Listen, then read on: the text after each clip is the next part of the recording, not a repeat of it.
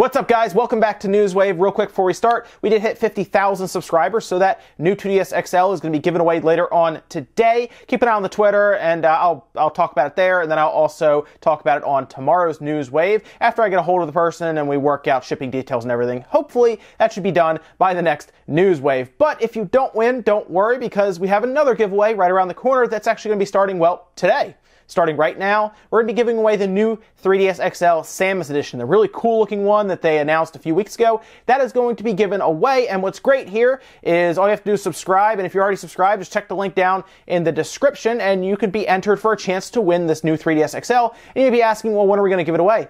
When we hit 60,000 subscribers. So, yes, you'll be able to enter for a chance to win, and we'll do more giveaways on the road to 100,000 subscribers. Very fun. But today we have some pretty neat stuff to talk about, so let's get started. So the first thing we're going to talk about today is, well, the cloud. Now, we talked about the cloud a few days ago, where we were talking about CloudGen, who had a bunch of ideas, or at least a few ways we could use really the technology that was kind of powering Crackdown 3's destructible environments, where it was using basically a server farm, essentially, to calculate a bunch of computations to make the really destructible environments look insane without drops in frame rates. Well, apparently, Microsoft is thinking about possibly using that cloud in kind of a creative way to where it will seamlessly really deliver parts of a game as you play it. So that way we don't have these 100 gigabyte 4K asset files really just stored on our Xboxes. Now, if you don't know, 4K assets are huge. We've seen things like Forza now being reported to need 100 gigabytes of storage space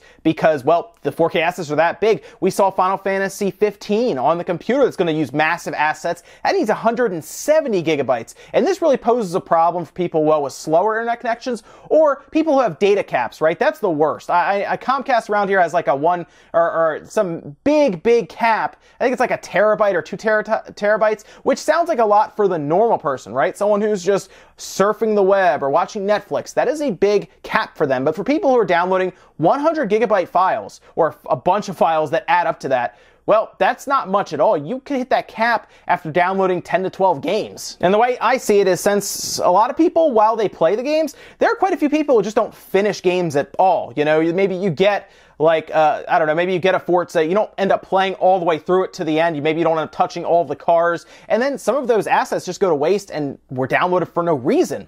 And this is something that Microsoft is working on right now because they're hearing people complain about these large file sizes. And yeah, 100 gigabytes takes a while to download, depending on your internet connection. Maybe you got to leave it on overnight. And we're far from the days where you pop a disc in and you start playing. We've already accepted that. But to now have to download these kind of file sizes, well, Microsoft is introducing something called intelligent delivery. Now, Mike Ybarra kind of caught up with Games Radar, and they had a talk. They were really summarizing their talks, but without any real direct quotes from him. Basically, the idea here is the cloud will deliver parts of the game that you need seamlessly while you play through it. So as you're playing through a game, if you're not anywhere near the last level, well, that last level just will not be loaded onto your system at all. And while you're playing through it and you're getting closer to the end of the game, those bits will start to kind of really fly in as you're getting through the game. So in their words, you shouldn't notice this happening in the background. However, it does pose the interesting problem of you need an internet connection. You need a stable internet connection that is always going on. And this kind of goes back, if you think about it, to the days where Microsoft was trying to make an internet connection required for the Xbox One. Do you remember how that was an original idea? And then it kind of got really got stomped out when the PS4 decided they weren't going to do any of that. But Microsoft wanted that, and maybe the cloud was a big integral factor in their entire setup. Maybe they wanted to use the cloud processing before this. Maybe they wanted to use cloud storage like this. I think this is a good idea to an extent, as long as it's optional, right? As long as we don't have to be connected to the internet at all times. Maybe I don't care about downloading a 100 gigabyte file to make sure I can play something like the new Kingdom Hearts at all times offline, right? But maybe somebody out there is going to play Forza and they're like, well, I don't want all these cars. Just load the ones in I need right now. That may be a way to go about it as well. Again, interesting creative ideas here with the cloud, really the server farm cloud processing units. I like the idea here. I just like to see more things they can do with it, and this seems like a good idea for those who don't want to download crazy patches, crazy file sizes, things that just are not needed. Now let's jump over from there to Rocket League. I like Rocket League. I'm sure you do as well, for the most part. If you walked up to someone on the streets and said, hey, let me tell you about a game where you play soccer as RC cars with nitro strapped to them, they would probably be interested in that game as well. And I was looking at the Switch version. I already own it twice. I own it on the PS4 and the PC because, well, it's been out on those for a while now. But I was looking at the Switch version and I'm like, well, maybe. I mean, that would be cool to have it on the go. And I play my Switch a lot right now because it is portable and I'm not tethered to a TV. But, of course, they introduced something that pretty much made me go, well, now I have to get it. And that includes a Mario car, a Luigi car, which I saw those and I was like, that's cool. And then, of course, they break out the Samus car, so I'm like, well, I'm buying it. That's right, they're going to have 3 different cars that will be Switch exclusive. Mario, Luigi, and the awesome looking Samus car from Metroid. That one got me really excited, as I'm sure a lot of you were too, because when I put a picture of it up on Twitter, you guys kind of went crazy about it as well. It looks awesome. Like, I love the reveal too, where they just show, oh look, here's Mario and Luigi, and then it kind of goes to space, like super epic, look and everything. And then here's the Samus car coming flying out. So I'm excited. They've done this for a while. We got the Back to the Future car that I liked as well because it left the fire streaks and everything.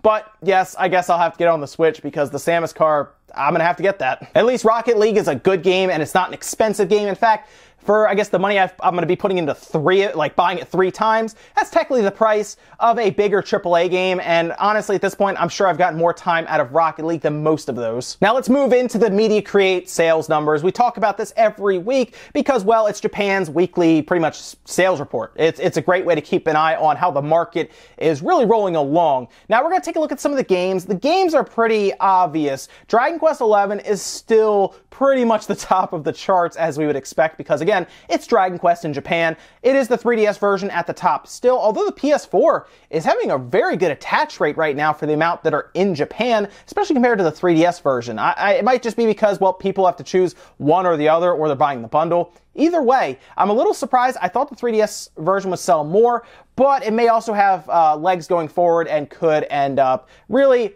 selling more as we go forward and the PS4 starts to fade a little bit. Either way, Dragon Quest XI at the top, 3DS, PS4, and then down from there, Splatoon 2 at number 3. Now, they're reporting 949,737 units. However, according to Famitsu, it is now above 1 million, and that's because apparently Media Create kind of tracks physical sales. Famitsu apparently also tracks like virtual or digital sales. So as far as we can tell right now, Splatoon 2 is above 1 million units, which is a big accomplishment for that game in Japan alone. I'm sure the rest of the world, it's probably getting closer to 2 million units if it has not already crossed that, which is a big get for Splatoon. I mean, if you really look back to the first one, didn't have these kind of sales numbers. It just shows how good Nintendo is at creating a new IP and then pushing it. Really does. I mean, ARMS is still also doing really well. And then, of course, we also got that Dragon Quest X, which is the online game for the PS4 that also showed up there. Did okay, 14,000 units, not bad. And then down from there, Mario Kart 8 and ARMS, there you go, ARMS, rounding out the bottom 7. So with that, let's move over to the systems because, well, it's a little interesting. The Switch had a big drop-off from last week, and I have a feeling it has to do with Monster Hunter coming out next week. They have to pretty much stock and get those systems ready. I feel like because it was like a holiday and everything in Japan, it really wasn't a big focus for them, and they are all about Monster Hunter next week because we're going to get some interesting sales numbers from that. But here are the charts for the systems. PS4 at the top, of course, that is the PS4 and then the PS4 Pro that are combined. The regular PS4 did 28,779. The Pro did 5,909. Add those up, you get 34,688. 3DS right below that. I mean, that's almost a margin of error. 34,596. Nintendo Switch below that, 22,777. And that PlayStation Vita is sticking in there, man. I got to give the Vita credit. It will not go away with its 5,177 units. For a system that Sony just does not care about. That's impressive. And let the balloons drop from the ceiling because the Xbox One crossed that magical 100 unit mark. That is actually kind of impressive, to be honest, since no one in Japan seems to buy them. It got the triple digits, man. There you go. So it'll be next week. That'll be very interesting to see where they go from here. And if Monster Hunter is being stocked as heavily as something like Splatoon, while Monster Hunter is not a Nintendo IP or anything, I would hope they understand the gravity of the situation around Monster Hunter, and that is a great IP to help push Switches along, obviously. So I hope Nintendo knows that, and they come up with roughly 40 to 50,000 Switch units for that week. Oh, and I have a quick update on Shenmue 3. Remember I watched that trailer, and the facial animations were weird, right? They were like set in stone. They weren't moving. There was no emotion, and fans obviously got crazy. We covered that in the news wave where, man, what's going on here? This doesn't look like a game that's coming out in 2017. Well, fortunately, the director of the game, Yu Suzuki, came out and said, look, we're working on them, saying this. It's a completely in-game trailer. We haven't yet put in the facial expressions. Until a month ago, we had put in the facial animations, but for the moment, they've been removed. So there you go, guys. Anyone who is like really concerned about this, don't worry. It looks like they just have not had the facial animations put in for that trailer. They left them out for what I have to assume.